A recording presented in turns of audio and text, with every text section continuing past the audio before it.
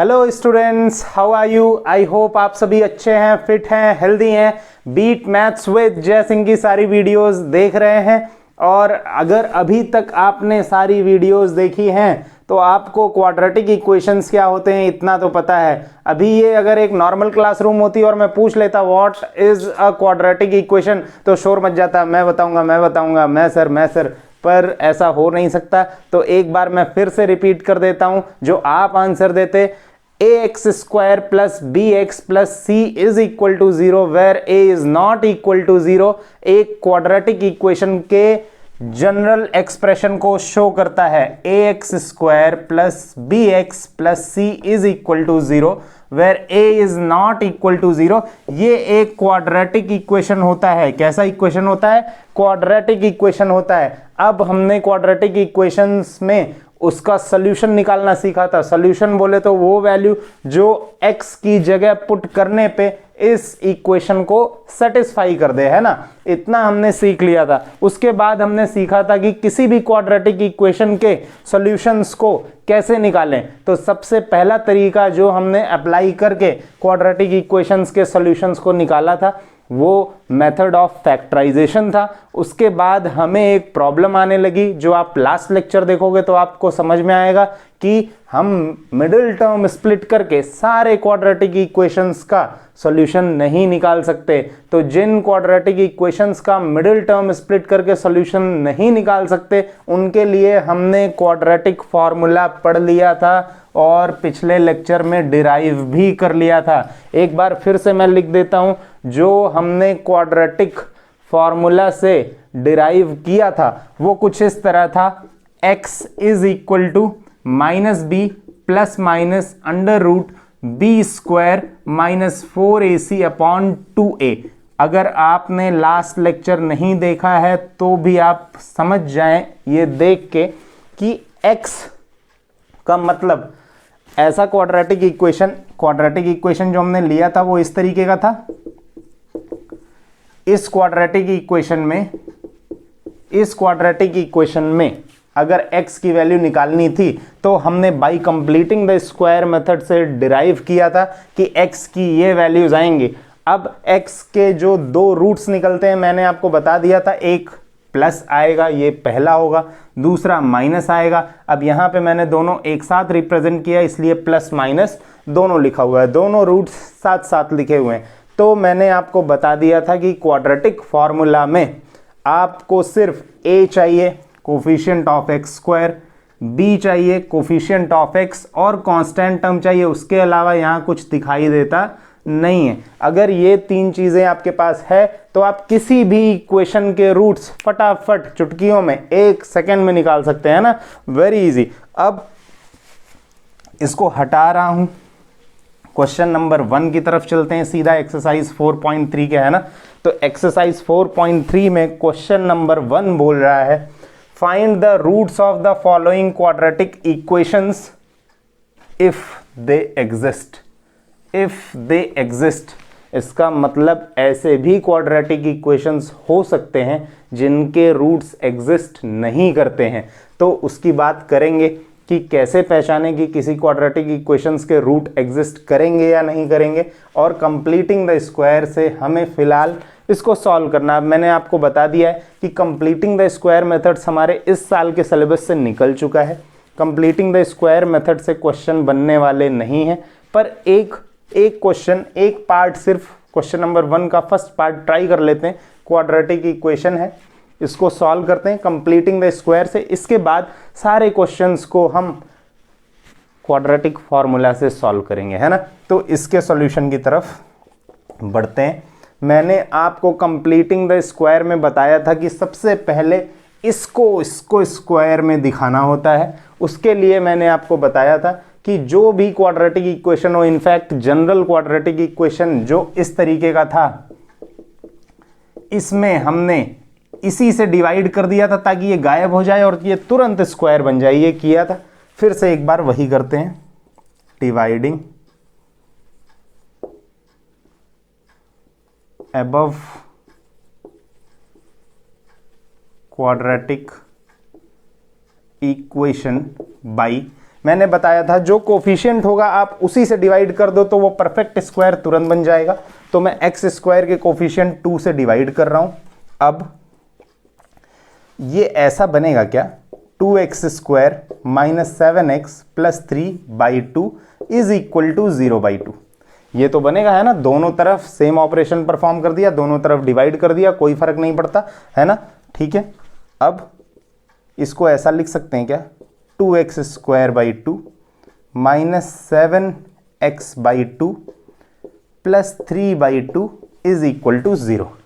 अब हमें इसको कैंसिल करना है। इसको कैंसिल करते ही मैंने आपको बताया था, फिर से एक बार रिवाइज करा रहा हूं, पहला नंबर स्क्वायर बन चुका है और जैसे ही ये स्क्वायर बनेगा मैंने आपको बोला था कि 2 इंटू एक्स तो हमें लिखना ही लिखना है, वो हमने अभी कर दिया। अब मैंने बताया था इसको कुछ इस तरीके से चेंज करना है कि वो इसी के जैसा दिखे, ये दोनों एक ही हों, लेकिन ए स्क्वायर यहां पे माइनस है तो minus 2ab plus B square का फॉर्मूला कंप्लीट होगा तभी ये स्क्वायर बनेगा। तो ये करने के लिए मैंने आपको बताया था कि आप लिखो 2x और बड़ा सा b, 2ab वाले फॉर्मूले में सेट करना था ना, A square plus 2ab, A square plus 2ab plus B square, या फिर माइनस 2ab भी कर सकते हैं। ये a minus b whole square का फॉर्मूला होता है, इसी में फिट करने की कोशिश कर रहे हैं, इसलिए शुरू के 3 टर्म्स का स्क्वायर कंप्लीट कर रहे हैं, है ना। अब माइनस 2x, तो माइनस ये x स्क्वायर a स्क्वायर जैसा हो गया, ये माइनस 2a हो गया, b चाहिए हमारे पास नहीं है, बड़ा सा b बनाते हैं, इज इक्वल टू, मैंने बताया था इसको इसी के इक्वल लिख लेना है क्योंकि ये सेम है, बस उसका दिखने में फॉर्म अलग बना रहे हैं पर इसकी वैल्यू बदलने वाली नहीं है, तो ये 7x/2 ही रहेगा। अब b is equal to 7x/2, ये 2x उधर जाएगा तो ये इंटू 2x डिवाइड हो गया, ये कैंसल आउट हुआ, ये हो गया 7/4। तो कुछ नहीं करेंगे, यहां पे लिखेंगे 7/4। अब आप देख लो ये बिल्कुल चेंज नहीं हुआ है, अगर 2 से इसको डिवाइड करेंगे तो ये 7/2x ही है, बस देखने में फॉर्म थोड़ा सा बदल गया है ताकि ये उस फॉर्मूले पे फिट लगे, है ना। बस इतना सा काम किया, उस फॉर्मूले पे फिट कर दिया, a minus b whole square, है ना। अब हमारा यहां पे प्लस बी स्क्वायर चाहिए, इसलिए ये जो नंबर आया है इसका हमने स्क्वायर कर दिया, 7/4 स्क्वायर। और मैंने बताया था ये ऊपर तो इक्वेशन में 7/4 स्क्वायर कहीं है नहीं, हमने इसको जबरदस्ती डाला है, तो इसको जबरदस्ती एक बार फिर खींच लेते हैं, है ना। तो माइनस 7/4 स्क्वायर, अब प्लस माइनस तो ये न्यूट्रलाइज हो गया, कोई फर्क नहीं पड़ा, पर इसने हमारी जरूरत पूरी कर दी, स्क्वायर बना दिया, प्लस 3/2 लिखा था ऐसा ही लिख दिया, इज इक्वल टू 0। अब हमारा ये काम हो चुका है, हटा रहा हूं इसको। अब शुरू के 3 टर्म्स को मैंने कहा था डब्बे में बंद कर लेना, वो मैंने कर लिया, है ना। अब ये a square minus 2ab plus B square जैसा है, a माइनस बी मतलब 7/4, x minus 7/4 whole square formula fit हो गया, ये उधर जाएगा तो ये माइनस 7/4 स्क्वायर है, ये 7/4 स्क्वायर हो जाएगा, माइनस 3/2 उधर जाएगा, ये माइनस 3/2 हो जाएगा। और सॉल्व कर देते हैं, x minus 7/4 square is equal to, ये आ गया 49/16 माइनस 3/2, है ना, ये आ गया।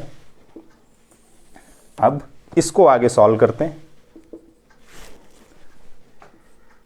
x माइनस 7/4 स्क्वायर को तो ऐसा ही लिख दिया, यहां पे एलसीएम ले रहे हैं, 2 और 16 का एलसीएम 16 आ रहा है, 16 1 जा 16 तो 49 1 जा 49 ही रह जाएगा, माइनस 2 8 जा 16 तो 3 8 जा 24, 2 को 8 टाइम्स मल्टीप्लाई कर रहे हैं इसलिए ऊपर 3 को भी 8 टाइम्स किया है।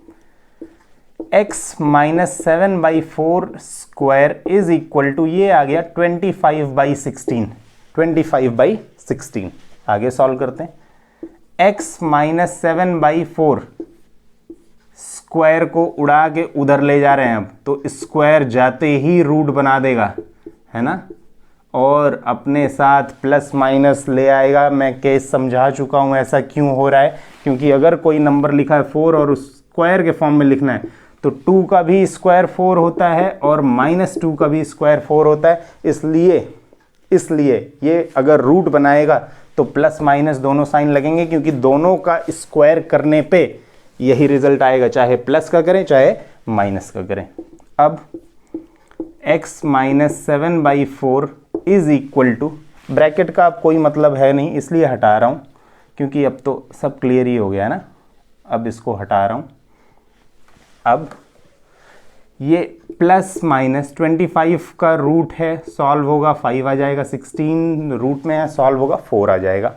अब x इज इक्वल टू, ये -7/4 है, उधर जा रहा है तो ये हो रहा है 7/4 प्लस -5/4। अब सॉल्यूशन तो यहीं पे निकल चुका है, लेकिन हमने पढ़ा है कि क्वाड्रेटिक इक्वेशंस के 2 रूट्स होते हैं, कंफ्यूज नहीं होना है, 2 रूट्स ही निकले हैं। एक बार यहाँ पे प्लस साइन को लेना है, एक बार माइनस साइन को लेना है। Now x is equal to 7/4 plus 5/4, तो 7 + 5 12/4। इस केस में x की वैल्यू आई है 3, और x is equal to 7/4 minus 5/4, इस केस में x की वैल्यू है 2/4, मतलब 1/2, है ना, 2 1 2। ठीक है, तो रूट्स यहाँ पे निकल गए हैं, रूट्स आर 3 and 1/2, है ना। तो समझ में आ गया होगा आपको, मुझे लगता है कंप्लीटिंग द स्क्वायर अच्छे से क्लियर हो गया होगा। इस ईयर सिलेबस में तो नहीं है, पर बहुत इंपॉर्टेंट है ये जानना, क्योंकि अगर हम ये भूल भी जाते हैं, क्वाड्रेटिक फार्मूला याद नहीं रख पाते हैं, तो हम डायरेक्टली डिराइव कर सकते हैं, कोई प्रॉब्लम नहीं है। ये एक तरीके से क्वाड्रेटिक इक्वेशंस में क्वाड्रेटिक फार्मूला का डेरिवेशन है ना। तो you can make a note of it. आप पेन कॉपी के साथ बैठे, जब भी बैठे आप सॉल्यूशंस का नोट कर सकते हैं, ठीक है, नोट्स बनाते रहिए। अगले क्वेश्चन की तरफ चलते हैं, अगले पार्ट की तरफ। अब बहुत इजी काम है, हम लोगों को सॉल्यूशंस निकालने हैं, रूट्स निकालने हैं, क्वाड्रेटिक इक्वेशंस को सॉल्व करना है बाय यूजिंग क्वाड्रेटिक फार्मूला। है तो बाय कंप्लीटिंग द स्क्वायर, पर अगर इस साल सिलेबस में नहीं है, अब एक सीख लिया है तो बहुत हो गया है। अब हम क्वाड्रेटिक फार्मूला से सीखते हैं जो सिलेबस में है। तो इसने एक बात कही थी जो इस प्रॉब्लम में तो मैंने नहीं डिस्कस किया, क्योंकि अगर रूट्स निकलने होते तो दिख जाता, ना निकलने होते तो भी पता लग जाता। अब ये बोल रहा है find the roots of the following equations if they exist. अब क्या है, हमारी मेहनत बहुत ज़्यादा बच सकती है अगर हम एक छोटा सा काम करें। हमने क्वाड्रेटिक फार्मूला से जो एक्सप्रेशन निकाला था वो ये है, वो ये है। अब ये क्या बोल रहा है कि रूट्स अगर एग्जिस्ट करते हैं आप तभी निकालो, नहीं तो मत निकालो। अगर रूट्स एग्जिस्ट नहीं करेंगे तो भाई निकालेंगे कैसे। 10th लेवल पे आपको पहले ही चेक कर लेना है कि रूट्स निकल पाएंगे या नहीं निकल पाएंगे। वैसे तो सारे क्वाड्रेटिक इक्वेशंस के या किसी भी इक्वेशंस के रूट्स होते हैं, वो आप हायर क्लासेस में पढ़ोगे, पर 10th लेवल पे आप एक छोटा सा काम करके बता सकते हैं रूट्स एग्जिस्ट करेंगे कि नहीं। अगर नहीं कर रहे हैं तो आगे सॉल्व करने का कोई फायदा नहीं है। जो रूट है वो तभी एग्जिस्ट करेगा जब ये वाला है ना, ये डब्बा है ना, ये जब पॉजिटिव वैल्यू देगा। कैसी वैल्यू देगा? पॉजिटिव वैल्यू देगा, है ना। इसको कुछ बोलते हैं, इसका एक स्पेशल नाम है जिसको बोलते हैं डिस्क्रिमिनेंट। डिस्क्रिमिनेंट, डिस्क्रिमिनेंट, है ना। डिस्क्रिमिनेंट जो होता है इसको डी से डिनोट करते हैं। ये b² - 4ac होता है। अब ये पॉजिटिव होगा तभी रूट्स एग्जिस्ट करेंगे, या जीरो होगा तभी रूट्स एग्जिस्ट करेंगे, वरना रूट्स एग्जिस्ट नहीं करेंगे। ये ध्यान रखना है। क्यों नहीं करेंगे? क्योंकि अगर ये माइनस में हो गया, जैसे ये माइनस प्लस माइनस √-2/2a हो गया। अब आप पहले ये तो सॉल्व कर लो, ये कभी सॉल्व ही नहीं होगा। आपने आज तक अंडर रूट जब भी हटाया होगा या रूट्स जब भी सॉल्व किए होंगे, स्क्वायर रूट्स के क्वेश्चन सॉल्व किए होंगे, तो आपने हमेशा 4, 1, 5, 9, 7, 3 ये देखा होगा। कभी आपने -2 देखा है क्या? नहीं देखा। तो इसका सॉल्यूशन आपको अभी नहीं पता है, आगे की क्लासेस में पता लगेगा। तो अगर ये निगेटिव आ गया, इस रूट के अंदर जो कुछ है वो निगेटिव आ गया, तो हमारे रूट्स इस क्लास तक तो एग्जिस्ट नहीं करेंगे। हमें मेहनत नहीं करनी है, वहीं पे रुक जाना है और बोल देना since the discriminant is negative, roots are not possible, no real roots. यहाँ पे रूट्स एग्जिस्ट नहीं करेंगे। पॉजिटिव बोले तो मैं बार बार पॉजिटिव बोल रहा हूँ, पर इसका मतलब ये नहीं है कि 0 पे एग्जिस्ट नहीं करेगा। अगर ये 0 हो जाता है तो भी रूट तो दिख ही रहा है ना, -b/2a हो जाएगा। इसका नेचर ऑफ रूट्स में हम लोग फिर से एक बार अच्छे से डिस्कशन करेंगे। अभी फिलहाल आप बस इतना जानो कि डिस्क्रिमिनेंट की वैल्यू कभी भी नेगेटिव नहीं होनी चाहिए। अगर डिस्क्रिमिनेंट की वैल्यू नेगेटिव हो गई तो रूट्स एग्जिस्ट नहीं करेंगे, रियल रूट्स एग्जिस्ट नहीं करेंगे, है ना। तो बस इतनी छोटी सी बात जाननी है, इसीलिए इसने ये कंडीशन लगाई है इफ दे एग्जिस्ट, है ना। तो अगले पार्ट की तरफ बढ़ते हैं।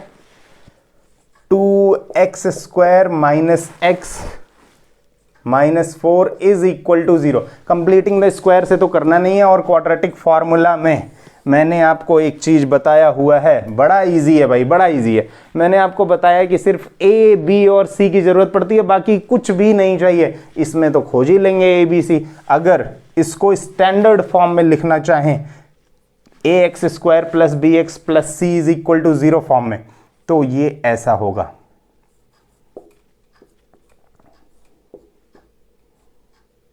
ठीक है,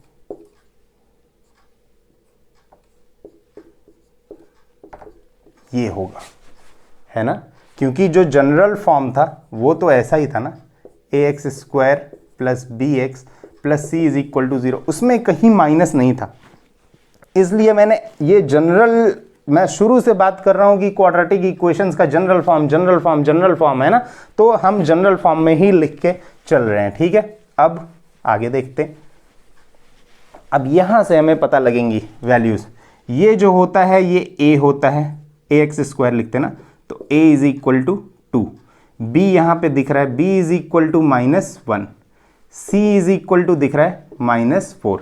ये सारी वैल्यूज पता लग गई।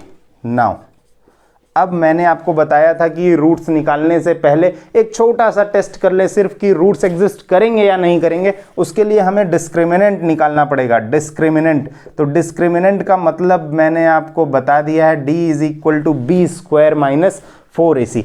अब b² मतलब -1² -4ac, 4 इंटू a कितना है 2, इंटू c कितना है -4, ये लिख दिया। -1 का स्क्वायर मतलब -1 into -1, -1 into -1, this will convert into 1, -4 multiply by 2 -8 आएगा। अगेन -8 मल्टीप्लाइड बाई -4, तो माइनस मल्टीप्लाई बाई माइनस हो रहा है, इसलिए ये प्लस हो रहा है। तो 4 4 ज़ा 16, 16 2 ज़ा 32, तो ये कितना आ गया 33 आ गया। डी निकल गया। छोटा है क्या ये, 0 से छोटा है क्या, 0 या उससे छोटा है क्या? नहीं। अगर d 0 या उससे बड़ा होता है तो रियल रूट्स एग्जिस्ट करते हैं। Since d is greater than 0, real roots exist, real roots exist. 0 से बड़ी है d की वैल्यू, रियल रूट्स एग्जिस्ट करेंगे। निकाल लेते हैं क्या होंगे। जो रूट्स होते हैं उनको मैंने नाम दे दिया अल्फा और बीटा। x x 2 बार लिखते हैं, नाम दे दिया अल्फा और बीटा। पहले रूट का नाम अल्फा, मतलब x के पहले वैल्यू का नाम जो है वो अल्फा। 2 वैल्यूज होंगी, क्वाड्रेटिक इक्वेशन है, पहले का अल्फा दूसरे को बीटा। तो अल्फा इज इक्वल टू, हमें पता है -b, प्लस माइनस था ना, पहले प्लस वाला ले रहे हैं, plus b² - 4ac upon 2a। ठीक है, या इसको और सिंपल लिखना चाहें तो अब रूट d भी लिख सकते हैं, क्योंकि b² - 4ac d के ही इक्वल है और d की वैल्यू हमारे पास है। तो b की वैल्यू कितनी है -1 है, तो माइनस तो ये रहेगा ही, b की जगह हमने लिखा -1, plus under root B square minus 4ac। यहाँ सॉल्व करने की फिर से ज़रूरत नहीं है क्योंकि सॉल्व कर चुके हैं, और बी स्क्वायर माइनस 4ac की वैल्यू आई है 33। 2 इंटू ए की वैल्यू यहाँ से उठा के फिर रखते हैं 2। तो सिर्फ आप देखो कितने इजीली किया है, ए की वैल्यूज़ जहाँ हैं वहाँ, बी की वैल्यूज़ जहाँ है वहाँ, सी की वैल्यूज़ की जहाँ ज़रूरत है वहाँ, सिर्फ उठा उठा के पुट करना है और आंसर लेना है। आप देखो कितना इजी है।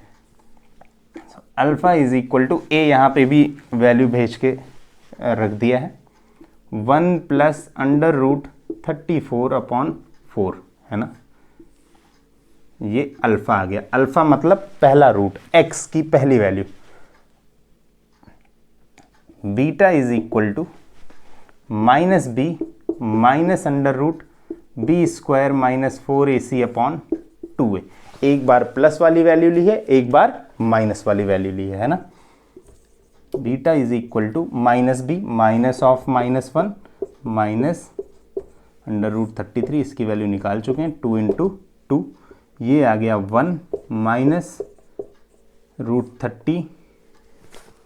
आई एम सॉरी, यहाँ पे एक थोड़ी सी गलती हो गई, ये 33 होगा, ठीक है, 33/4, ठीक है। तो beta is equal to 1 minus under root 33/4, दोनों वैल्यूज़ आ गई है ना। अब आप सोचो कंप्लीटिंग द स्क्वायर्स में कितना प्रॉब्लम था, पूरा प्रोसेस करना था, बड़ा सा बी लिखना था, उसकी जगह वैल्यू सब्सटीट्यूट करनी थी। ये सारे काम हमारे आसान हो गए जब हमारे पास क्वाड्रेटिक फार्मूला आ गया। क्वाड्रेटिक फार्मूला उसी का तो डेरिवेशन है, तो उसके डेरिवेशन में पूरा आपको जाना नहीं है, सिर्फ ए बी सी निकालो, डी निकालो, ठीक है। डी डिस्क्रिमिनेंट निकाल के देख लो, 0 या उससे बड़ा है, ठीक है। तो अगर 0 या उससे बड़ा होगा, रियल रूट्स एग्जिस्ट करेंगे। उसके बाद ए बी सी की वैल्यू क्वाड्रेटिक फार्मूला में रखो, आप सीधे आंसर लो, है ना। बहुत इजी है, आप इसका नोट करते रहो, नोट बनाते रहो इसका।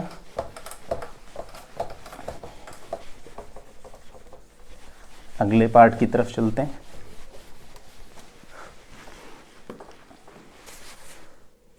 थर्ड पार्ट जो हमारा है, 4x² plus 4 under root 3x plus 3 is equal to 0। एक बात और आप ध्यान रखना, कभी भी वीडियोस में मेरे एडिटिंग नहीं होगी, कभी भी एडिटिंग नहीं होगी, और इसलिए नहीं होगी क्योंकि मैथ्स ऐसा टॉपिक है जिसमें मिस्टेक्स होती ही हैं और होनी भी चाहिए। मिस्टेक्स होंगी तभी आप सीखोगे, 2-3 बार कैलकुलेशंस करोगे आपकी बेहतर होगी। तो आप देखो, जैसे यहाँ पे अभी 33 ही आ गया था, मैंने उसको फिर 34 आ गया था, मैंने उसको फिर वापस 33 किया, तो ये दिखा रहा है कि even I can make mistakes. If I can make mistakes, it is very natural that you can also make mistakes, लेकिन हमें उससे सीखते जाना है ना। तो हमें वीडियोस में ये लगातार सीखते जाना है, जो पढ़ा रहा हूँ, जैसा बता रहा हूँ, आप सीखते जाओ। आई कैन गारंटी, अगर आप इतना सीख रहे हो जितना मैं सिखा रहा हूँ, आप बहुत अच्छा करोगे। आप सारी वीडियोस देखो और जितने क्वेश्चंस हैं आप सिर्फ उनका पैटर्न देखते जाओ, ठीक है। अभी जैसे क्वेश्चन नंबर 1 में सारे क्वेश्चंस एक जैसे हैं, फिर भी इनको सॉल्व कर रहा हूँ। आप खुद से भी प्रैक्टिस करें अलग अलग बुक से। We will discuss important questions in the coming lectures. तो आप पढ़ते रहें अच्छे से, ठीक है। बाकी तो होता रहेगा जो होना है, ठीक है। रिजल्ट्स की चिंता नहीं करनी है, कैसा होगा कैसा नहीं होगा, आपकी प्रिपरेशन अच्छी होगी, रिजल्ट अच्छा होना ही होना है। एक नया क्वाड्रेटिक इक्वेशन है, इसको सॉल्व करते हैं। कंप्लीटिंग द स्क्वायर से अब नहीं कर रहे हैं, ठीक है। एक पार्ट कर लिया है, क्वाड्रेटिक फार्मूला से सॉल्व कर रहे हैं। तो क्वाड्रेटिक फार्मूला में मैंने आपको बता दिया, इसमें कोई इश्यू नहीं है क्योंकि ax² plus bx plus plus plus हर जगह दिख रहा है, कोई इश्यू नहीं है। a यहाँ पे आप देख लो इजिली 4, b यहाँ पे देख लो आप, x का जो कोफिशिएंट होता है उसको b बोलते हैं। कांस्टेंट टर्म देख लो आप 3, सारे पॉजिटिव थे, कोई इशू नहीं था।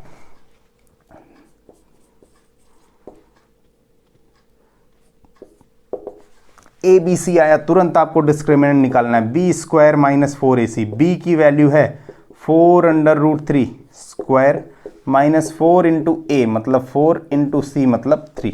4 अंडर रूट 3 का स्क्वायर मतलब 4 under root 3 multiplied by 4 under root 3। 4 4 ज़ा 16, 3 3 ज़ा 9, 16 9 ज़ा 144। ये आ गया भाई 144 माइनस 4 4 ज़ा 16, 3 ज़ा 48। इसका मतलब डी आ गया 96। डी कितना आ गया 96। ज़ीरो से छोटा है क्या? बिल्कुल नहीं, ज़ीरो से छोटा नहीं है। अगर ज़ीरो से छोटा नहीं है तो किसी तरीके की कोई प्रॉब्लम नहीं है ना। एक गलती हो गई, देखिए फिर से एक गलती हो गई। √3 multiplied by √3, √3 multiplied by √3 will give you 3। √3 multiply हो गया 3 देगा तो 16 3 जा 48 है ना। तो 48 माइनस 48 क्या आ रहा है? 0। डिस्क्रिमिनेंट अभी भी 0 से छोटा है क्या? नहीं, 0 या उससे बड़ा होगा तो हमेशा जो रूट्स होंगे वो निकलेंगे, रियल रूट्स एग्जिस्ट करेंगे। तो यहां पे since d is equal to 0, real roots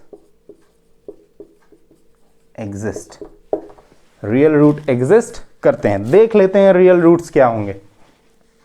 so alpha is equal to -b plus under root, अब b स्क्वायर माइनस 4ac की जगह डायरेक्टली मैं रिप्लेस कर रहा हूं d अपॉन 2a।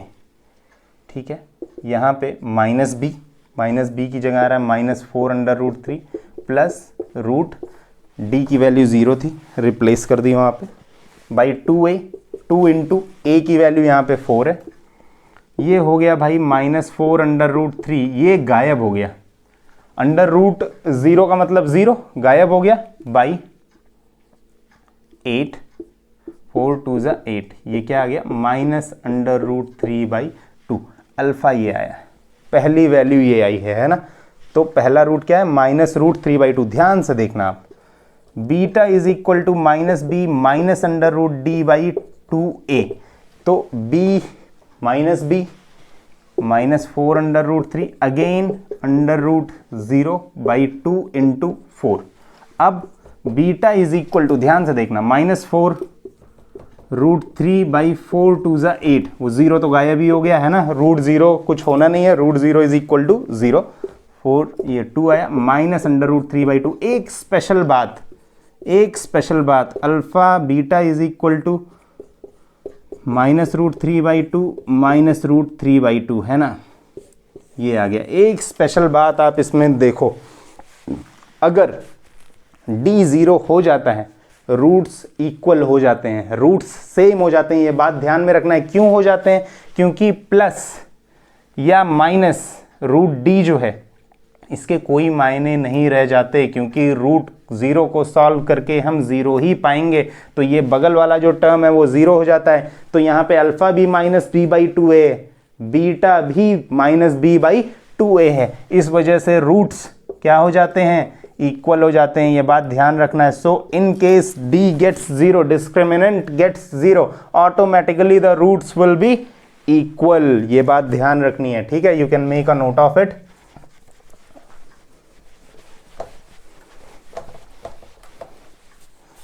बहुत इजी है। अगर आपने क्वाड्रेटिक फार्मूला सीख लिया तो समझो आपने क्वाड्रेटिक इक्वेशन सीख लिया। क्वाड्रेटिक फार्मूला से सारे क्वाड्रेटिक इक्वेशंस का इलाज है, कोई भी क्वाड्रेटिक इक्वेशन नहीं बच पाएगा, सारे हमसे सॉल्व हो जाएंगे। फोर्थ पार्ट है 2x² - x + 4 is equal to 0 है ना। अब यहाँ पे a की वैल्यू 2 है, यहाँ पे प्लस होता ax² + bx, तो प्लस तो है नहीं, कोई इशू नहीं है, प्लस c होता।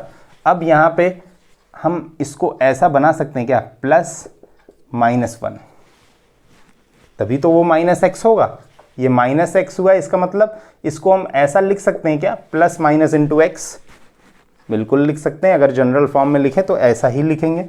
तो b की जगह आप गलती नहीं करना 1 लिखने की, b की जगह -1 आने वाला है, c की जगह 4 आने वाला है। अब a b c ही तो पता करना है हमें। क्वाड्रेटिक फॉर्मूला में पता क्या करना है? सिर्फ a b c ये पता है, तुरंत फॉर्मूले में रिप्लेस करेंगे, कोई इशू नहीं है, तुरंत सॉल्यूशंस बाहर आ जाएंगे, है ना। अब उसके पहले कि हम क्वाड्रेटिक फॉर्मूले से रूट्स निकालें, let's check whether the discriminant is 0 और ग्रेटर देन 0, या ऐसा नहीं हो रहा है। अगर ऐसा नहीं होगा फिर तो प्रॉब्लम हो जाएगी, रूट्स निकल नहीं पाएंगे। देखते हैं क्या होता है इस केस में। Now d is equal to b² - 4ac, b² का मतलब -1², -4 इंटू a का मतलब 2, c का मतलब 4, -1 का स्क्वायर किया, -1 इंटू -1 विल बिकम 1, 4 2 ज़ा 8, 4 ज़ा 32। अरे भैया प्रॉब्लम हो गया। डी की वैल्यू माइनस में आ गई, तो minus B plus root D by 2a। अब ये रूट डी अगर -31 हो जाएगा तो आप सॉल्व कर पाओगे क्या? पूरा दिन बीत जाएगा, पूरी रात बीत जाएगी, 2-4 दिन लग जाएंगे आपको, इसके सॉल्यूशंस आने वाले फिलहाल नहीं है ना। सो since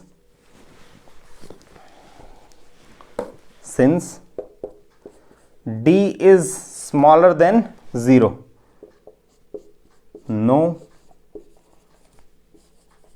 real roots exist।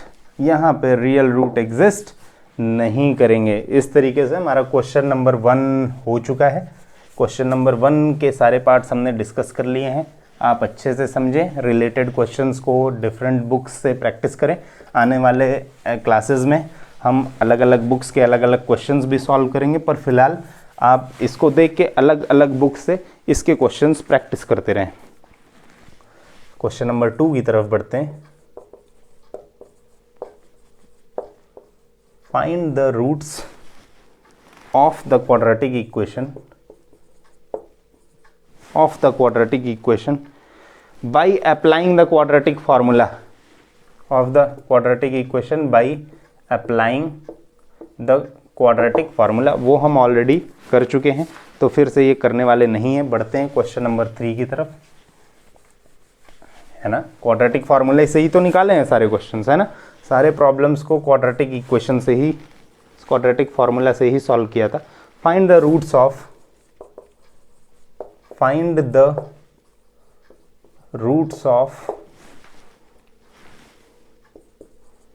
The following equations.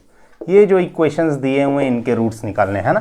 तो पहला पार्ट जो दिया हुआ है वो है x minus 1/x is equal to 3 where x is not equal to 0। Condition का कोई मतलब नहीं है, ये देख के आपको घबराना नहीं है। कंडीशन बस इसलिए है 1/x है ना, तो अगर x 0 के इक्वल हो जाएगा तो 1/0 हो जाएगा, दैट इज नॉट डिफाइंड, और वहां पे प्रॉब्लम आ जाएगी, ये सॉल्व नहीं होगा। सो condition is not a big issue, ये वो नहीं देखना है ना।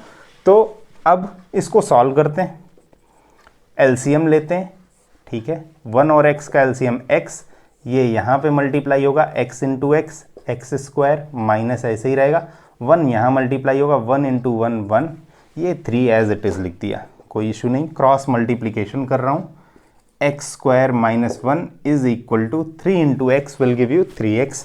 बहुत ईजी है।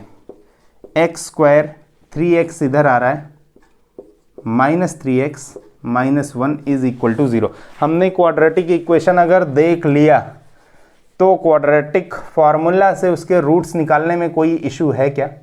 कोई इशू है क्या? कोई इशू, बिल्कुल इशू है ही नहीं। ए बी सी तो चाहिए, कौन सी बड़ी प्रॉब्लम है ना। और we can write this quadratic equation as X square plus minus 3, इसलिए लिखा क्योंकि जनरल फॉर्म में लिख रहे हैं, ठीक है। जो उसका सही तरीका है उसमें एक्सप्रेस कर रहे हैं। A square X square plus B x plus C, plus plus होता है हर जगह, इसलिए यहाँ पे कोफिशिएंट नहीं है, इसलिए हमने 1 लिख दिया। A is equal to, here A is equal to 1, B is equal to -3, C is equal to -1। A B C तीनों की वैल्यूज लिख ली। नाउ डी निकाल लेंगे कि रूट्स पॉसिबल हैं कि नहीं।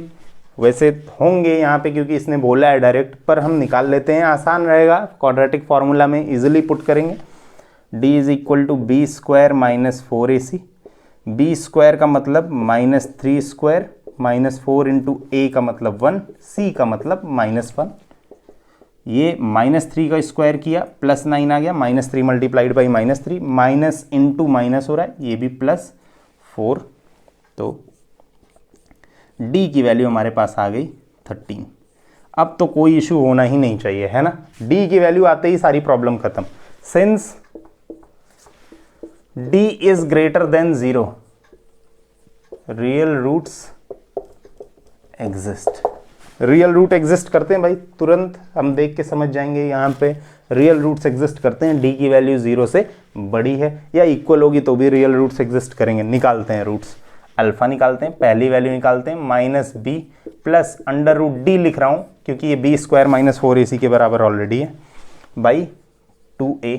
इसका मतलब माइनस बी की वैल्यू -3 है, तो ये माइनस पहले वाला लगा है, यहाँ पे कंफ्यूज नहीं होना है कि b है वहाँ पे -b है, यहाँ पे b की वैल्यू -3 है तो हमने बस -3 लिख दिया है। यहाँ पे ध्यान रखना है, यहाँ पे मिस्टेक्स हो जाती हैं। प्लस अंडर रूट डी मतलब अंडर रूट 13/2 इंटू ए की वैल्यू 1 है, पुट कर रहे हैं। Alpha is equal to minus वहाँ 3 हो रहा है, 3 प्लस रूट 13/2, ये पहला रूट आया। इसी तरह बीटा जब निकालेंगे minus B minus root D by 2a, ठीक है। यहाँ पे minus of -3 minus root D का मतलब 13/2 इंटू ए का मतलब a की वैल्यू 1 है। अब ये beta is equal to 3 minus root 13/2 1 2, है ना, दोनों रूट्स निकल गए। कितना इजी है। एक बार अगर हमने ए बी और सी खोज लिया तो ये क्वेश्चन 2 लाइन में ख़त्म है, पहली लाइन दूसरी लाइन, इसके अलावा कुछ नहीं करना है, ठीक है। 2 लाइन में ख़त्म हो जाएगा। हमारा मेन मोटिव क्वाड्रेटिक इक्वेशन मिलने के बाद जब मैंने उसको जनरल फॉर्म में लिख लिया है उसके बाद तो क्वेश्चन ख़त्म है। तो हमें गलती कहाँ पे होने के चांसेस सबसे ज़्यादा हैं, क्वाड्रेटिक इक्वेशन का जनरल फॉर्म लिखने तक, वहाँ तक हमें ध्यान रखना है कि हम कोई मिस्टेक ना करें। अगर नहीं कर रहे हैं तो उसके बाद तो फिर सिंपल कैलकुलेशन रह जाती है, बस बहुत ईजी है ना। 1/x + 4 minus 1/x - 7। एक अच्छी आदत आप अभी से सीख लो, जब भी आप बाइनॉमियल देखो ट्राइनॉमियल देखो आपको हमेशा उसको ब्रैकेट में बंद कर देना, ये एक अच्छी आदत है ना। इससे आपको कोई प्रॉब्लम नहीं होगी। आप पता लगा आप मल्टीप्लाई करना चाह रहे हो, आपका ये डब्बा खुला हुआ है, x का मल्टीप्लाई आपने कर दिया, 7 का भूल ही गए, है ना। अगर ये बॉक्स में रहता है, यहाँ पे सिर्फ 4 है, इससे मल्टीप्लाई करना है, तो कभी कभी हम क्या करते हैं कि 4 को x से मल्टीप्लाई किया, बस काम खत्म, भूल गए। बॉक्स रहेगा तो हमें ये याद रहेगा दोनों से करना है ना, तो ये ब्रैकेट रहना जरूरी है। अब सॉल्व करते हैं इसको। मैंने आपको पहले ही बताया क्वाड्रेटिक इक्वेशन बनाना हमारा मेन मोटिव है, क्वाड्रेटिक इक्वेशन बनना चाहिए। इन दोनों का एलसीएम लेंगे, दोनों एक दूसरे के कोफैक्टर्स नहीं है, तो जो इनका प्रोडक्ट होगा वही एलसीएम आएगा। ये यहाँ मल्टीप्लाई होगा, ये यहाँ होगा। 1 × x - 7, भाई ब्रैकेट में था तो मैं ब्रैकेट नहीं तोड़ रहा हूँ। 1 × 5 होगा तो 5 आएगा, ठीक है। 1 × 3 होगा तो 3 आएगा। 1 × j होगा तो j आएगा। 1 × -j होगा तो -j आएगा, ठीक है, ये आएगा। तो हम 1 से मल्टीप्लाई कर रहे हैं, इसका ये मतलब नहीं डब्बा खोल दिया। अभी आपको पता लग जाएगा कि डब्बा खोलने का क्या नुकसान है ना। अब यहाँ पे माइनस साइन था, इसको एज इट इज़ लगा दिया, 1 का मल्टीप्लाई किया। अगर यहाँ पे बॉक्स हमने खोल दिया होता तो पता नहीं हमें ध्यान रहता या नहीं रहता, ये ऐसा बन जाता, है ना। पर ये ऐसा है नहीं, ये ऐसा है, माइनस ऑपरेट होगा तो ये माइनस बनेगा। पर अगर वो मिस्टेक हो जाती तो यहाँ पे शायद ऐसा हो जाता। इसलिए आपको ये सजेशन है कि ब्रैकेट्स जहाँ पे लगे हों, जब तक आप कंप्लीटली सॉल्व नहीं कर लेते ब्रैकेट्स ना हटाएं, है ना। अब मल्टीप्लिकेशन मल्टीप्लिकेशन अभी नहीं करना है, माइनस साइन है दोनों ब्रैकेट्स के बीच में, माइनस करना है। तो x - 7 ब्रैकेट अब हटा रहा हूँ, ये माइनस साइन अंदर ऑपरेट हो रहा है तो ये हो रहा है -x, माइनस प्लस माइनस बन रहा है, अपॉन यहाँ पे मल्टीप्लिकेशन हो रहा है, x × x will give you x²। अब ये फिर से -7 से मल्टीप्लाई हो रहा है, -7x, 4x से मल्टीप्लाई हो रहा है, +4x हो रहा है। तो अब ये इससे मल्टीप्लाई हो रहा है, प्लस इंटू माइनस माइनस, 4 7 ज़ा 28 आ रहा है, is equal to 11/30। x minus x से कैंसिल हो रहा है, ख़त्म हो गया। -7 - 4 -11 बन रहा है, x² -7 + 4 -3x -28 is equal to 11/30। यहाँ तक आप समझ गए होंगे। क्रॉस मल्टीप्लिकेशन फिर से कर रहे हैं, यहाँ पे सिंपल बना रहे हैं, क्वाड्रेटिक इक्वेशन अभी बना रहे हैं तब उसका जनरल फॉर्म लिखेंगे, ए बी सी खोजेंगे, डी निकालेंगे, तुरंत सॉल्यूशंस बोल देंगे। -11 × 30 is equal to, cross multiplication, is equal to 11 × 11, bracket फिर से बंद कर रहा हूँ क्योंकि 11 सभी से मल्टीप्लाई होगा, इस ट्राइनोमियल के सभी टर्म से मल्टीप्लाई होगा, इसलिए ब्रैकेट बंद कर रहा हूँ। -3x -28। अब हमारे पास दो चॉइस है, 11 को इसके सारे टर्म से मल्टीप्लाई कर दें या 11 को इधर लेके चले आए, 11/11 खत्म हो जाएगा, इजी हो जाएगा हमारे लिए, तो मैं 11 को इधर ले आ रहा हूँ। -11/30 उधर मल्टीप्लाई में इधर आ रहा है, डिवाइड हो रहा है, उधर का काम इजी हो गया। x² - 3x -28 है ना। मल्टीप्लाई करने से चीज़ें और बड़ी हो जाती, मल्टीप्लाई क्यों करूँ, कैलकुलेशन कर रहा हूँ, छोटा बना रहा हूँ, छोटा बना लेते हैं, है ना। 11 से कैंसिल हो गया, -30 बच रहा है यहाँ पे। -30 is equal to x² - 3x -28। अब ये उधर जा रहा है, आप ध्यान देना, ये जो जैसा है इधर ही लिख रहा हूँ, यहाँ पे तो 0 हो जाएगा, जब वो चला जाएगा तो इज इक्वल टू 0 वहाँ पे बना लेंगे। अब ये क्या था, x² - 3x ऐसा ही है, -28 ऐसा ही है, ये -30 उधर आ रहा है तो हो रहा है +30, यहाँ पे कुछ नहीं रह रहा है तो 0 बच रहा है, वही मैंने लिख दिया। इज इक्वल टू 0 चाहे इधर लिखें या उधर लिखें, कोई प्रॉब्लम नहीं है ना। x² - 3x ये सॉल्व करेंगे, -28 + 30 को, तो ये आ रहा है +2, है ना। अब मिडिल टर्म स्प्लिट कर सकते हैं, बिल्कुल कर सकते हैं, इजीली कर सकते हैं, लेकिन वो भी करने की ज़रूरत नहीं, हमारे पास क्वाड्रेटिक फार्मूला है। यहाँ पे तो कंडीशन दिया नहीं है कि आप इसको इसी तरीके से निकालो, तो मैं किसी भी तरीके से निकाल सकता हूँ, फैक्टराइजेशन से भी आप निकाल सकते हो, मिडिल टर्म स्प्लिट से भी क्वाड्रेटिक फार्मूले से भी निकाल सकते हो।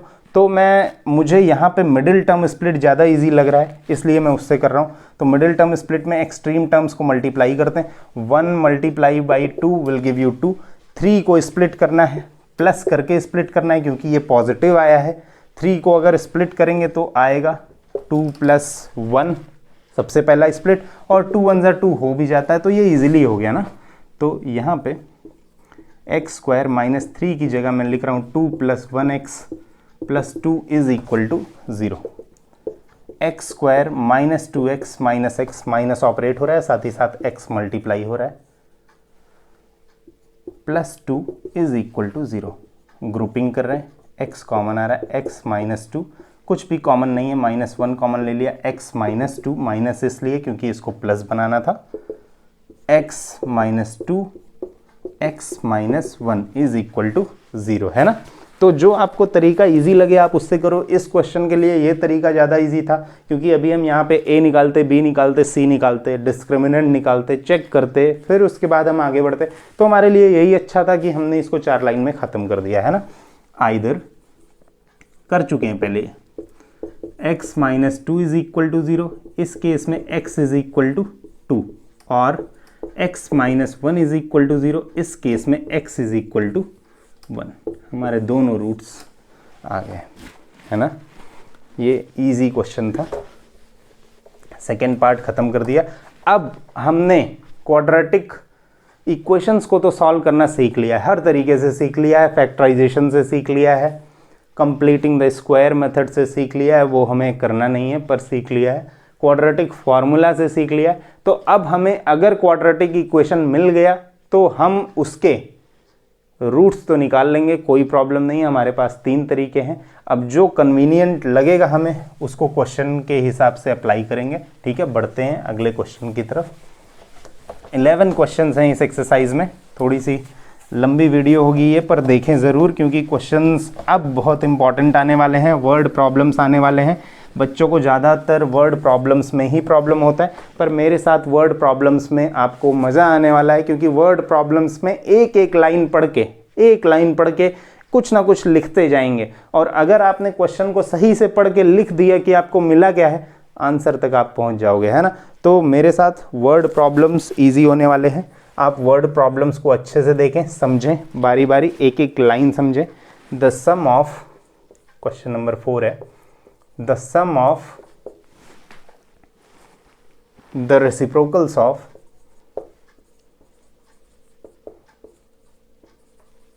the sum of the reciprocals of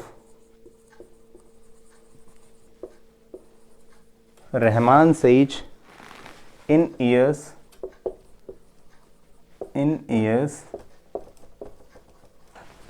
3 years ago and 5 years from now is 1/3. Find his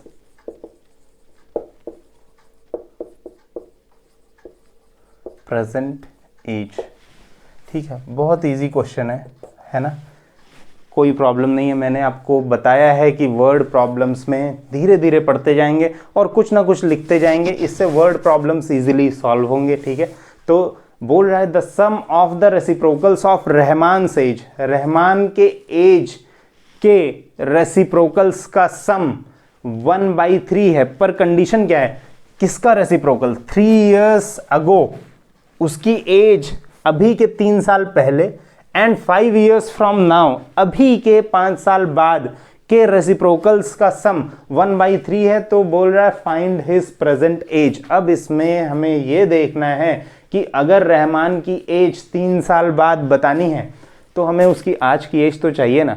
अगर मैं आपको बोलूं 4 साल बाद मैं कितने साल का हो जाऊंगा, जवाब दो। नहीं दे सकते। कब तक? जब तक मैं ये ना बता दूं कि मेरी आज की एज कितनी है। तो अगर 3 साल पहले रहमान की एज जाननी है तो प्रेजेंट एज तो बतानी पड़ेगी ना। अगर मैं बोलूंगा आपसे कि मैं 15 साल का हूं, अब बताओ मैं 3 साल बाद कितने का, वेरी इजी, आप आराम से बता दोगे 3 साल बाद मैं कितने का होने वाला हूं। तो उसकी प्रेजेंट एज चाहिए भी, और यहाँ कंडीशन में भी हमें ज़रूरत पड़ रही है, तो उसकी प्रेजेंट एज को कुछ मान लेते हैं। Let Rahman's present age be x years। मान लेते हैं रहमान की प्रेजेंट एज x years है। Then Rahman's age 3 years ago, 3 साल पहले कितनी होगी? आज मेरी एज अगर 15 साल बोलता हूं तो 3 साल पहले मैं कितने का था? 15 - 3। तो अगर आज वो x का है तो 3 साल पहले कितने का था? x - 3 years।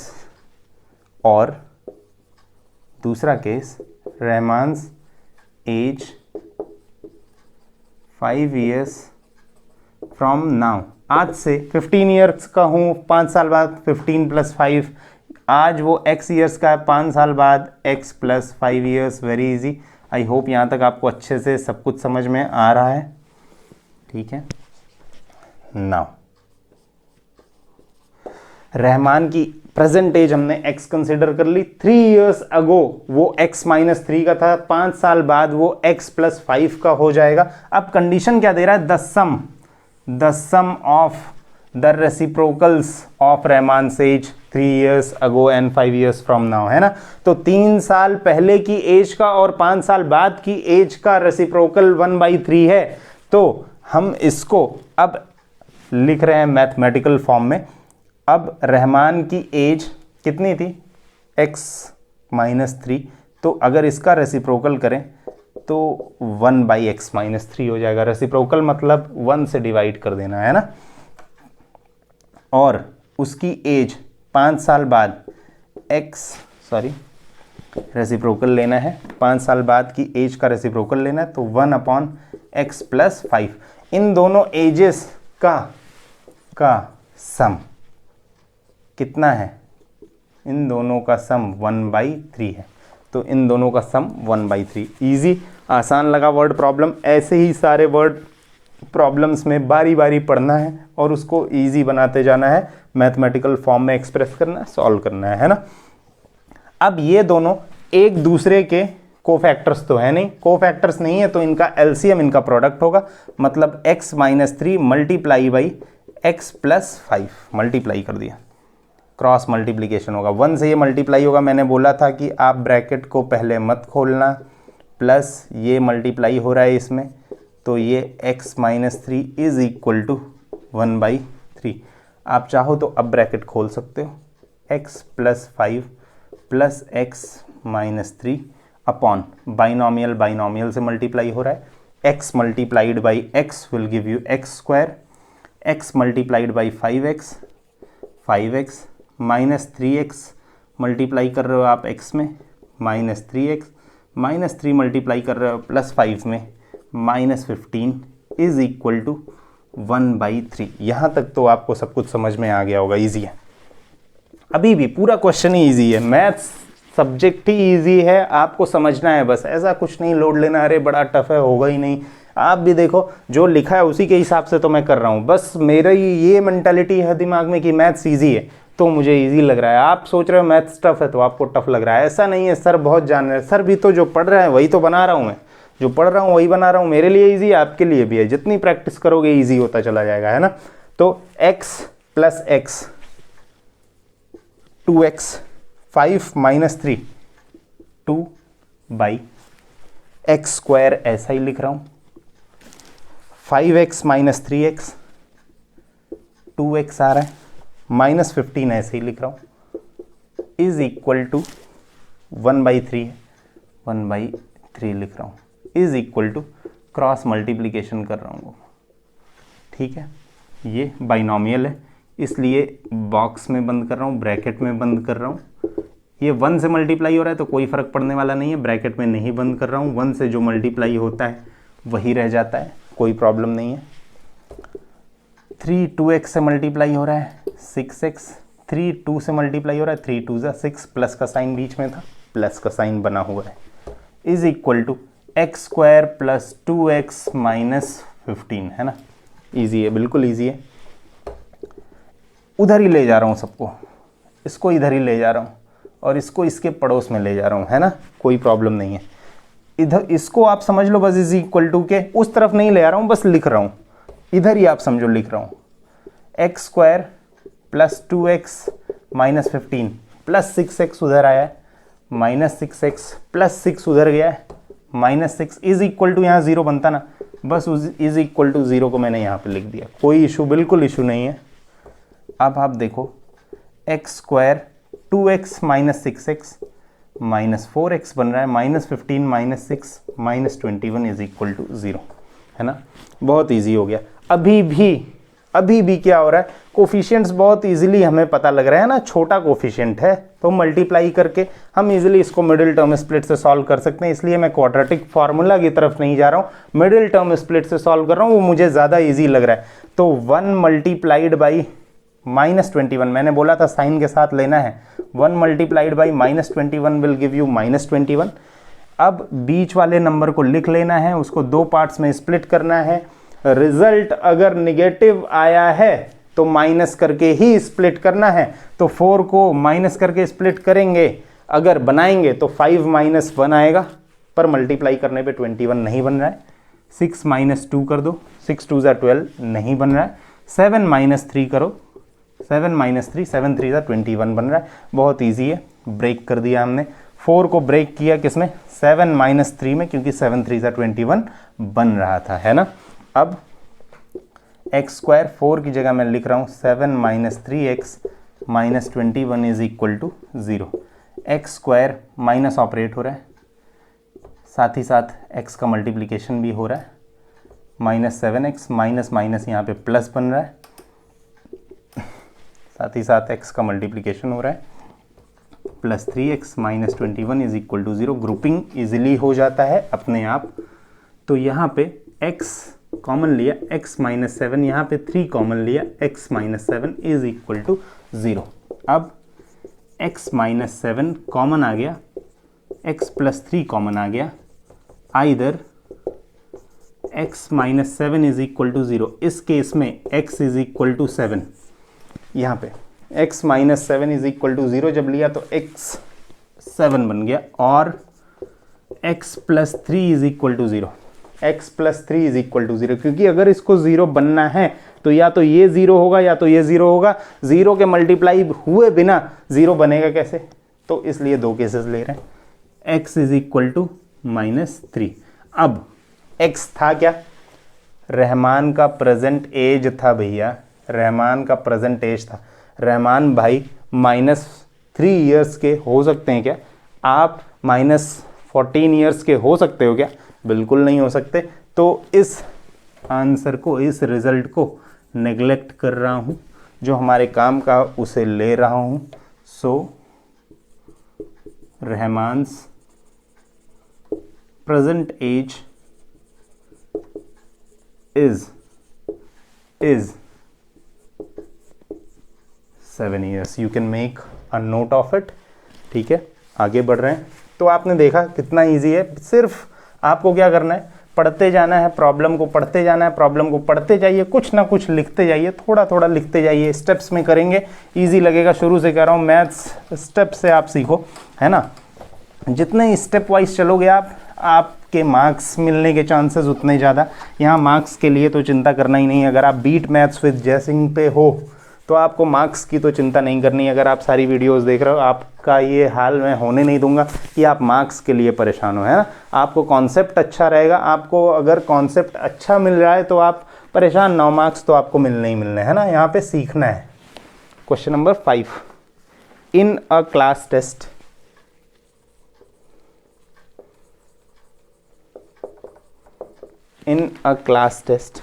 the sum of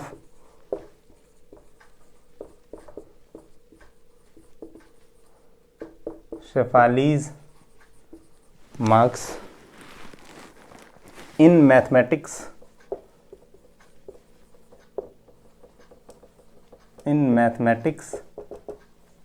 and English is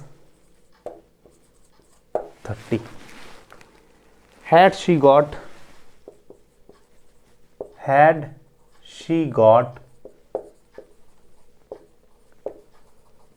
2 more marks in maths and 3 marks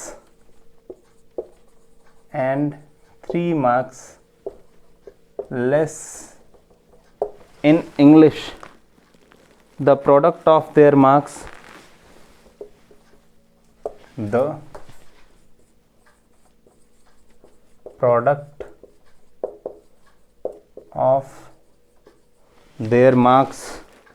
would have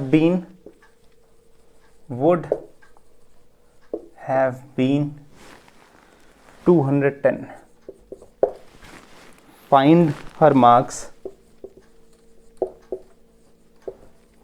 her marks in 2 subjects. ठीक है ना। बड़ा क्वेश्चन है, देखने में बड़ा लग रहा है, कुछ नहीं है, बहुत इजी है। जैसे जैसे पढ़ते जाएंगे बनाते जाएंगे, है ना। बोल रहा है, in a class test the sum of Shefali's marks in maths and English is 30। ठीक है, शेफाली का टेस्ट होता है मैथ्स और इंग्लिश में, उसके मार्क्स का जो सम है टोटल करने पे, मैथ्स और इंग्लिश में जितने भी मार्क्स उसके आए, पता नहीं कितने आए, जितने भी आए हैं दोनों को प्लस करने पे 30 आ रहा है। ठीक है, इसका मतलब कुछ तो उसके मार्क्स आए होंगे। अब बोल रही है फाइंड हर मार्क्स, बोल रहा है find her marks in 2 subjects. ठीक है, दोनों सब्जेक्ट्स में उसके कितने मार्क्स आए ये निकालना है। तो मान लेते हैं, एक का तो मान ही लेते हैं। Let Shefali scored X marks in English. मैं क्या बोल रहा हूं कि शेफाली को मान लेते हैं इंग्लिश में X मार्क्स मिले। कितने मार्क्स मिले? X मार्क्स मिले। Then Shefali's marks in mathematics. आप ध्यान से समझना, यहाँ पे छोटी सी चीज़ है। ठीक है, अब मैंने क्या बोला कि मान लेते हैं कि शेफाली को X मार्क्स मिले इंग्लिश में X मिले, तो मैथ्स में कितने होंगे? मैं लिख रहा हूँ 30 माइनस X। मैं बोल रहा हूँ मेरे पास और जो वीडियो देख रहा है इनके पास, आपके पास मिला के 30 मार्बल्स हैं। ठीक है, मैं बोल रहा हूँ मेरे पास 10 है, अभी निकालूंगा पॉकेट से, है ना। मेरे पास 10 है, दिखाता हूँ आपको। आपके पास कितने होंगे? आप जल्दी से बोलोगे 20। ना, मैं 20 नहीं बोलूँगा, मैं बोलूँगा आपके पास 30 माइनस 10 है।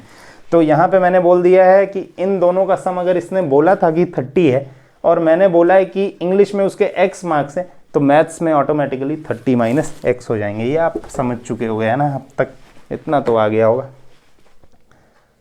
नाउ अब कंडीशन बदल रही है।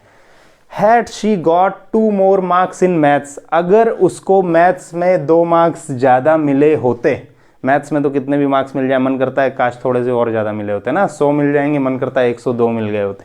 तो अगर 2 मार्क्स उसको ज़्यादा मिले हैं होते and 3 marks less in English, और इंग्लिश में 3 कम मिले होते, द प्रोडक्ट, ठीक है, कीवर्ड है ना, वर्ड प्रॉब्लम्स में keyword, product of their marks would have been 210।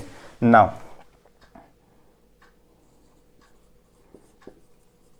Shefali's marks in English in new case, ये जो नया केस बन रहा है उसमें शेफाली के इंग्लिश में कितने मार्क्स हैं? पहले x थे, अभी x - 3।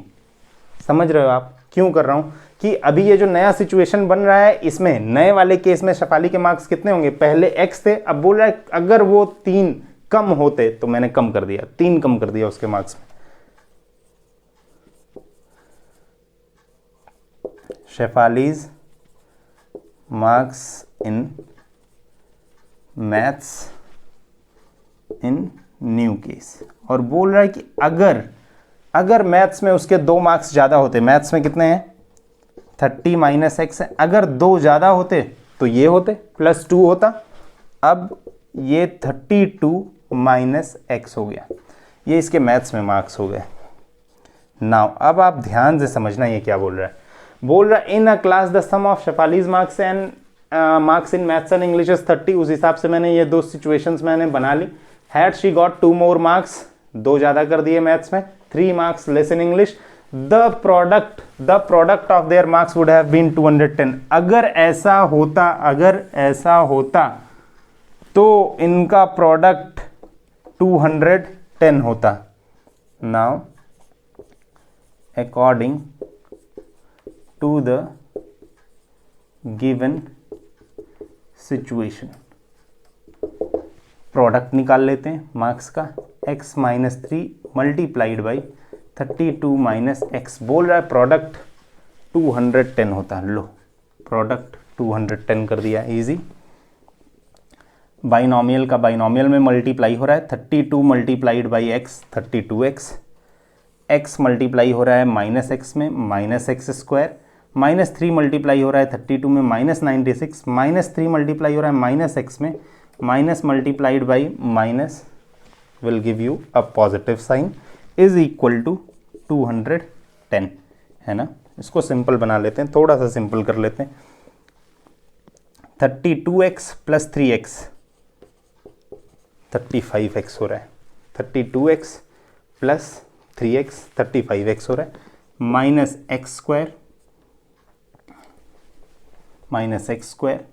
-96 is equal to 210। आगे करते हैं, ध्यान से समझना। इसको उधर ले जा रहा हूँ, -x² को उधर ले गया, x², RHS को पहले लिख रहा हूँ, ठीक है।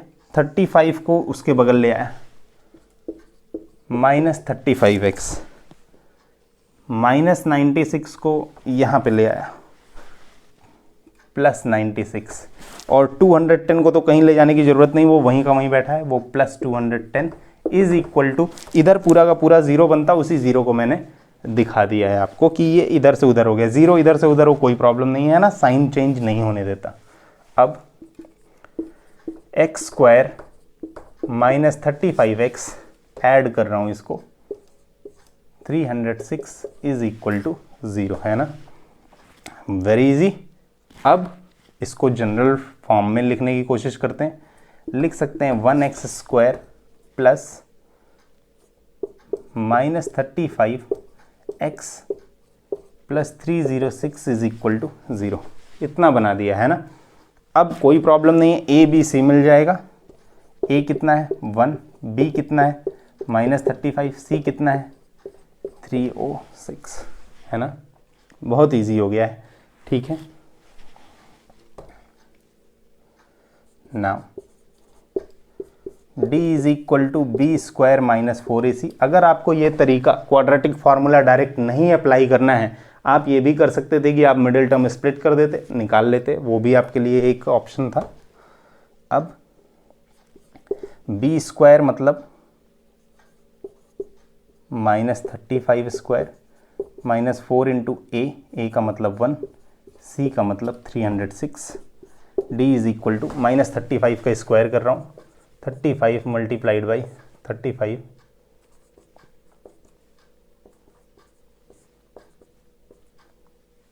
1225 आ रहा है, ठीक है, 1225, वैसे याद भी था मुझे, ठीक है। आप स्क्वायर रूट्स 30 तक तो कम से कम याद रखें। 1225 माइनस 4 6 24 12 माइनस किया, डी की वैल्यू 1 आ गई भाई, सारा काम खत्म हो गया, है ना। बहुत इजी बना दिया इसको। डी की वैल्यू कितनी आ गई? 1। हम क्या लिखेंगे? Since D is equal to 1 real roots exist, real roots exist करते हैं। You can make a note up till here, now I am erasing it. अब ये हटा रहा हूं, ठीक है।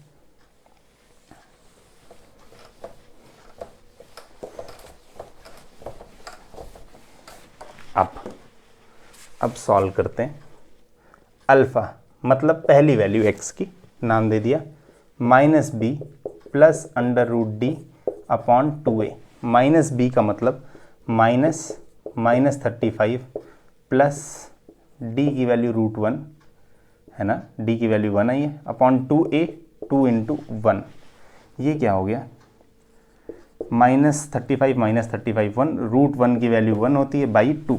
इसका मतलब alpha is equal to 35 plus 1 36/2, ये आ गया भाई 18, ठीक है। x की पहली वैल्यू 18 आ गई। Beta is equal to minus B minus root D by 2a, minus b मतलब -35, यहाँ पे माइनस साइन है, -1/2 इंटू a। ये कितना हो गया? ध्यान से देखना आप, 35 -1/2, बीटा कितना हो गया? 34/2, मतलब कितना हो गया?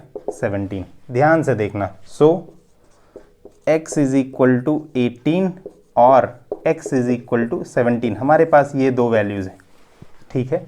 अब आप समझना, बात को समझना आप। अगर उसके marks if x is equal to 18, x हमने माना था, अगर आपको याद होगा, अभी मैंने यहाँ पे लिखा था, x is the marks that she scored in English, है ना। इंग्लिश में उसको x मार्क्स मिले थे। तो अगर इंग्लिश में उसको 18 मिले, if x is equal to 18, then marks in maths is equal to 30 - 18, जिसका मतलब है 12, है ना। If x is equal to 17, marks in maths, अभी x का मतलब हमने मार्क्स इन इंग्लिश निकाला है, क्योंकि x मार्क्स इन इंग्लिश को कंसिडर किया था। तो इंग्लिश के मार्क्स या तो 18 हैं, या तो 18 है, या तो 17 है ना। तो अगर 18 मार्क्स इंग्लिश में हैं तो मैथ्स में ऑटोमेटिकली 12 होंगे, क्योंकि दोनों का सम कितना था? 30, इसलिए ये आया है। If x is equal to 17, then marks in maths is equal to 30 - 17, मतलब 13, ठीक है। इसका मतलब मैथ्स में 13 मार्क्स होंगे। So either she got 18 and 12, 18, 12 और 17, 13 in English and Maths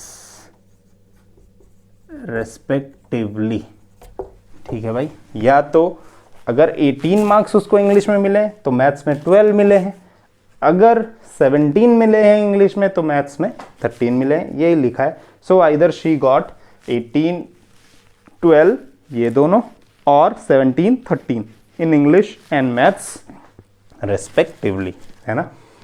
I hope you understood this question. Let's solve question number 6 now. बहुत easy, आप सिर्फ क्या करो, बारी बारी से पढ़ते जाओ क्वेश्चन, कुछ ना कुछ लिखते जाओ। आप लिखते जाओगे तो हमेशा आपको समझ में आता जाएगा ना। डायलॉग है ना, पढ़ेगा इंडिया तभी तो बढ़ेगा इंडिया। मैं कहता हूँ लिखेगा इंडिया तभी तो बढ़ेगा इंडिया, है ना। मैथ्स है तो लिखना तो पड़ेगा भाई, है ना। Question number 6, the diagonal of a rectangular, the diagonal of a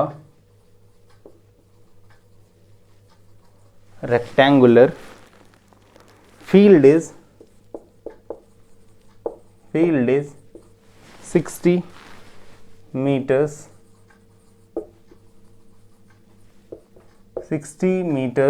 more than the shorter side, more than the shorter side. If the longer side, if the longer side is 30 meters more, if the longer side is 30 meters more than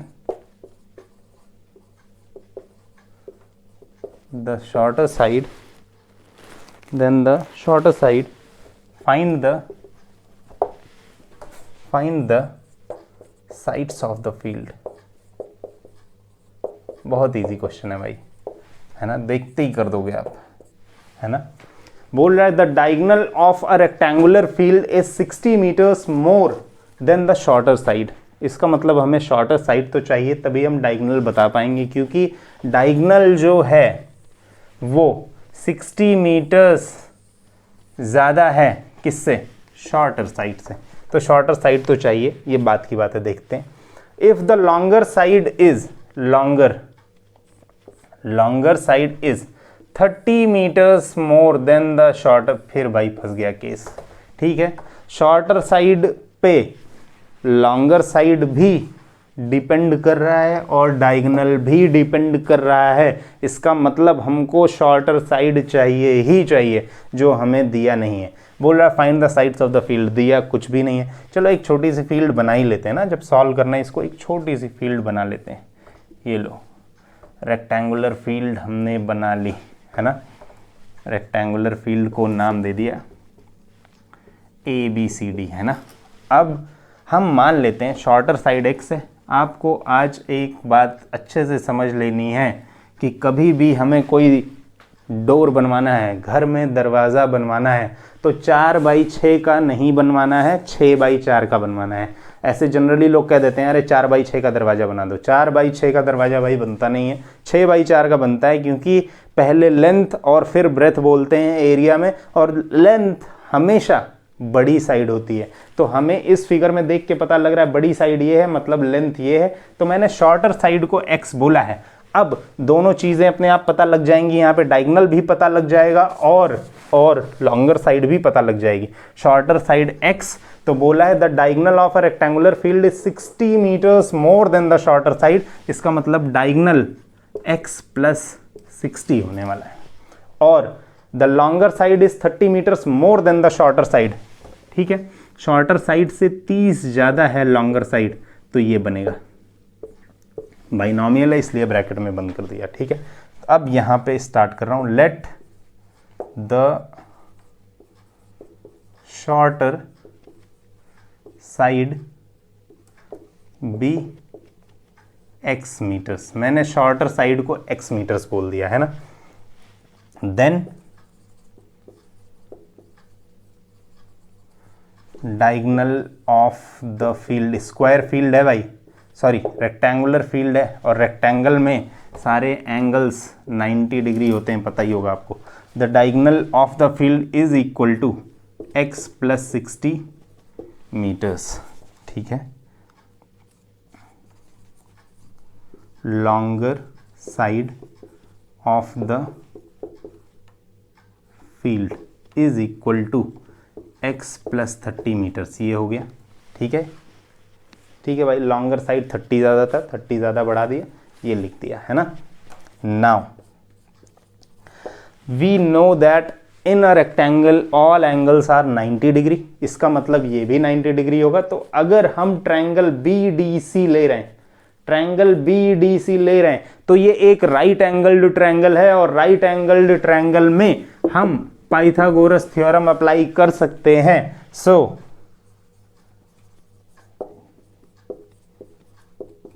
using Pythagoras theorem in triangle BCD, तो हम ये बोल सकते हैं क्या,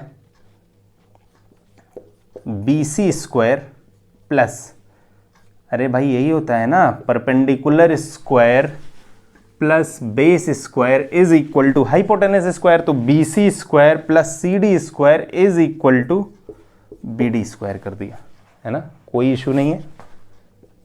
BC की जगह value replace कर रहा हूँ, BC की x plus 60 square plus CD की जगह भी वैल्यू रिप्लेस कर रहा हूँ, x plus 30 square is equal to BD।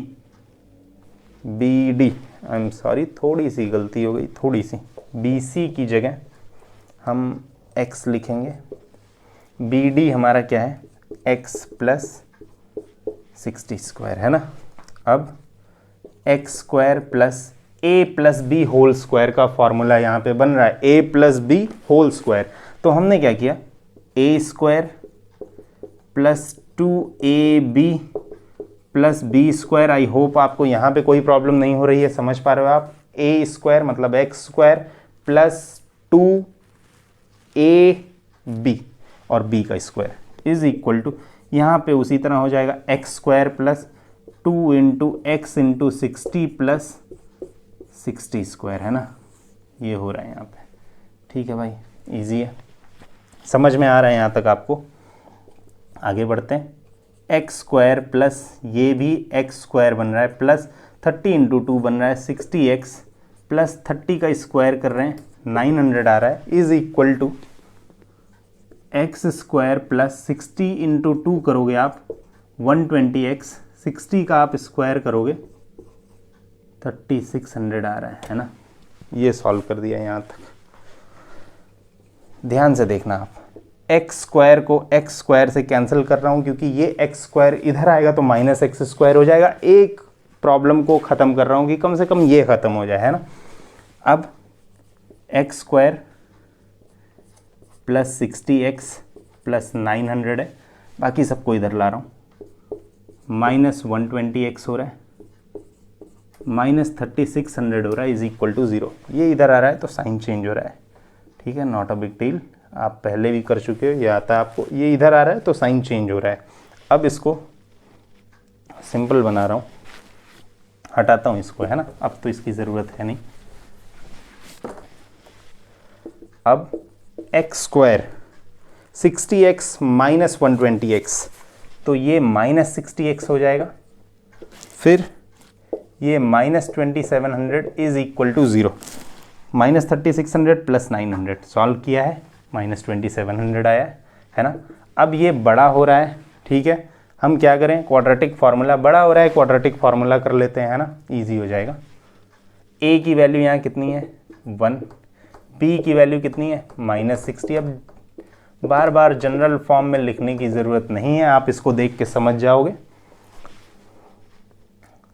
Now d is equal to B square minus 4ac, तो b स्क्वायर का मतलब माइनस 60 स्क्वायर माइनस 4a का मतलब 1, 2700। अब b आपका आ रहा है माइनस 3600, सॉरी ये माइनस 2700 है, ये आ रहा है प्लस 10800, है ना। d की वैल्यू सॉल्व कर रहे हैं, d इज इक्वल टू, ये ऐड करेंगे, ठीक है, ये आ रहा है d इज इक्वल टू 1440। हम इसका रूट निकाल सकते हैं, कोई प्रॉब्लम नहीं है, बड़ा इजी है, इसका रूट भी निकाल ही लेते हैं, है ना, इजी होगा। Under root d is equal to under root 14400। आप कितना इजीली इसका रूट निकाल सकते हैं आप देख लो, इसको लिख सकते हैं 144 इंटू 100, है ना, तो root d is equal to 144, हमें पता है अगर रूट में 144 है उसको सॉल्व करेंगे, क्या निकल के आएगा 12, अगर 100 निकल के आएगा हो जाएगा। So root d is equal to 120, d ये आया था, इसको सॉल्व कर लिया, 14,400 का रूट 120 होगा, वेरी इजी।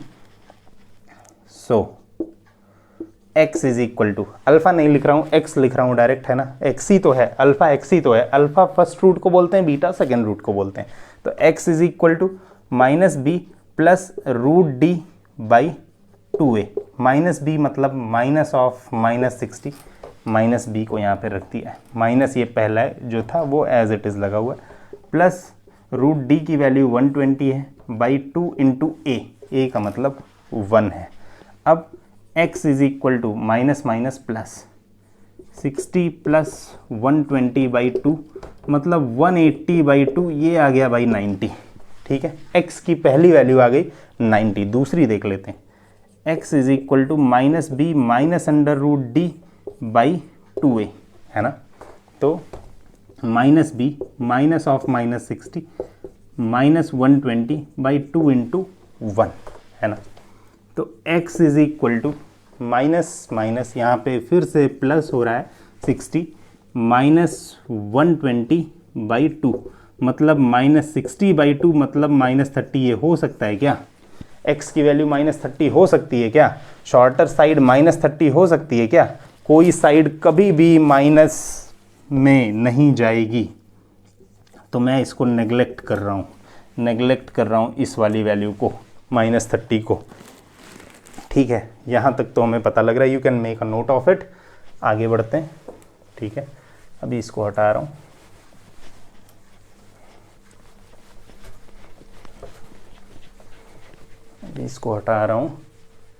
ठीक है, यहाँ पे x इज इक्वल टू 90 मतलब शॉर्टर साइड 90, सो ब्रेथ